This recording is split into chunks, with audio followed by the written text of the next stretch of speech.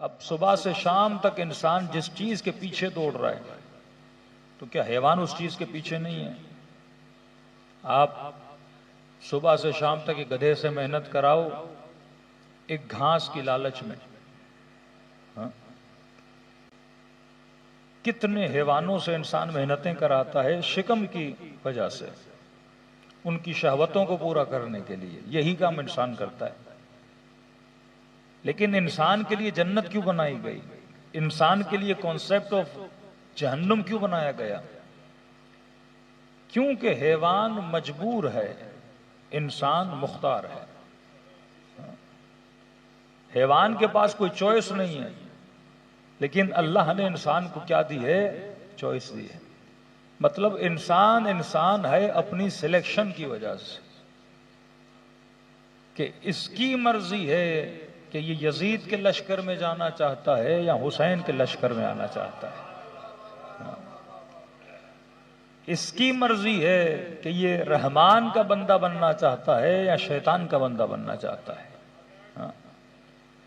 اب امیر المومنین سے کسی نے پوچھا کہ مولا قیمت انسان کیا ہے؟ کائنات میں ہر چیز کی قیمت ہے، کہ میں نے کل کی مجلس میں کہا تھا کہ آپ کو اللہ نے دو آنکھیں دی ہیں، ہر وہ چیز جو آپ کو نظر آتی ہے اسے کہتے ہیں مٹیریل، کہ ہم مٹیریلسٹ ورلڈ میں رہتے ہیں جسے عالم مادہ بولتے ہیں، اور مادے کی قیمت ہوتی ہے۔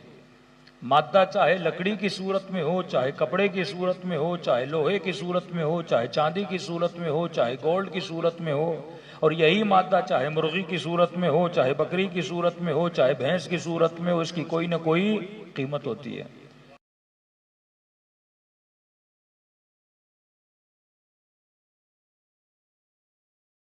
میں قیمت ہے تو کہ یہ سوچو جب ہر شے کی قیمت ہے تو تیری قیمت کیا ہے؟ بھائی گوشت میں بھی رکھوں، گوشت ایک حیوان بھی رکھے، اس کی قیمت ہے، تو میری قیمت کیا ہے؟ تو امیر المومنین سے پوچھا گیا مولا انسان کی قیمت کیا ہے؟ نہج البلاغہ میں فرمایا قیمت امرئ ہمتہ، انسان کی قیمت کا پتہ انسان کی ہمتوں سے چلتا ہے۔ جس کا ارادہ جتنا بلند ہوتا ہے اس کی قیمت بھی اتنی بلند ہوتی ہے۔ اب سوال یہ ہے کہ یہ جوان پوری زندگی کس ہمت کے پیچھے دوڑ رہا ہے؟ کون سا ارادہ لے کے زندگی جی رہا ہے؟ اگر کسی کی پوری زندگی اس میں گزر گئی کہ جناب وہ گاڑی مجھے مل جائے، تو امیر فرماتے ہیں جتنی گاڑی کی قیمت ہے اتنی اس بندے کی قیمت ہے۔ پوری زندگی اس میں لگا دی کہ فلاں پلاٹ مجھے مل جائے، فلاں مارکیٹ مجھے مل جائے، فلاں دکان مجھے مل جائے، فلاں وزارت مجھے مل جائے، فلاں ممبر مجھے مل جائے۔ تو جتنی قیمت ان چیزوں کی ہے اتنی ہی قیمت کس کی ہوگی؟ انسان کی ہوگی۔ قیمت طے کرنے والا تو ہے، اور قیمت طے کرنے کا پتہ تمہاری ہمتوں سے چلتا ہے، کہ جتنی تمہاری ہمتیں بلند ہوں گی اتنی تمہاری قیمتیں بلند ہوں گی۔ اب ہمت کا لفظ آیا تو ہمت کو کھولنے کے لیے ایک مثال دوں کہ نبی نے فرمایا آخری زمانے میں میری امت اس طرح بن جائے گی۔ یا رسول اللہ کس طرح؟ فرمایا ہمتہم بطونہم، قبلتہم نساؤہم، دینہم دنانیرہم، کہ آخری زمانے میں لوگوں کا دین پیسہ بن جائے گا، آخری زمانے میں لوگوں کا قبلہ عورتیں بن جائیں گی۔ یہ میرا ٹاپک نہیں ان دونوں کا، لیکن ہمت کی بات چلی۔ فرمایا آخری زمانے میں لوگوں کی ہمتیں ان کے پیٹ بن جائیں گے، شکم ہمت بن جائے گی۔ کس طرح ہمت بن جائے گی؟ اب کھانا کھانا اسلام میں حرام نہیں ہے، آدمی حلال کھانا کھائے، کوئی قباحت نہیں ہے، لیکن کہا نہیں ہمت پیٹ بن جائے گی۔ حالانکہ ہمت کوئی اور چیز ہونی چاہیے تھی۔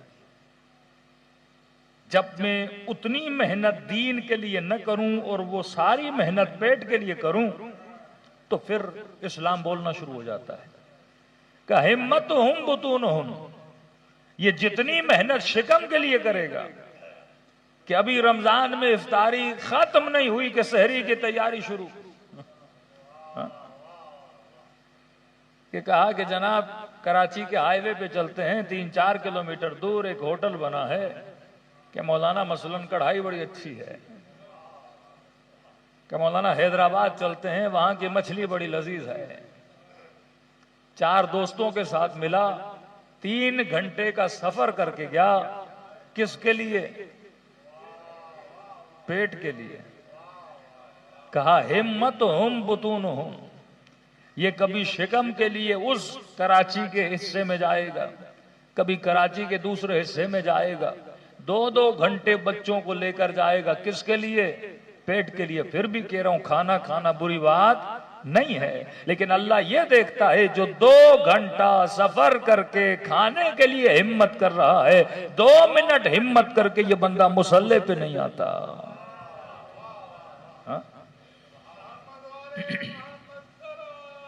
اللہم صلی علی محمد۔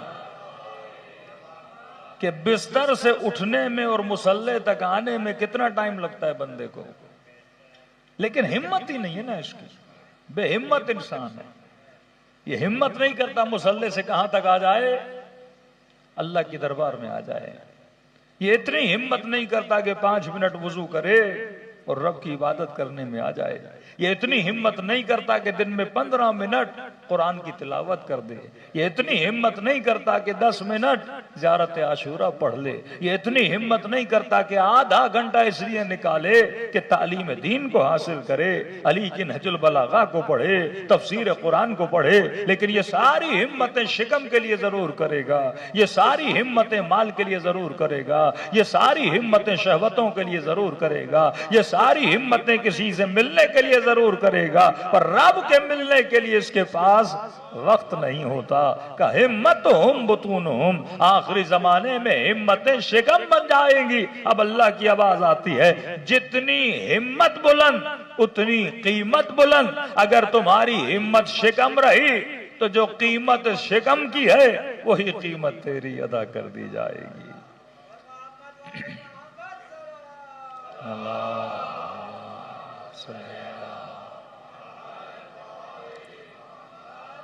تو انسان کو سوچنا چاہیے کہ واقعاً میری ہمت کیا ہے۔ ہمت مطلب میرا ہدف، جس کے لیے میں محنت اور زحمت کرتا ہوں، اپنا پورا زور لگا دیتا ہوں، وہ کیا ہے آج کل دنیا میں؟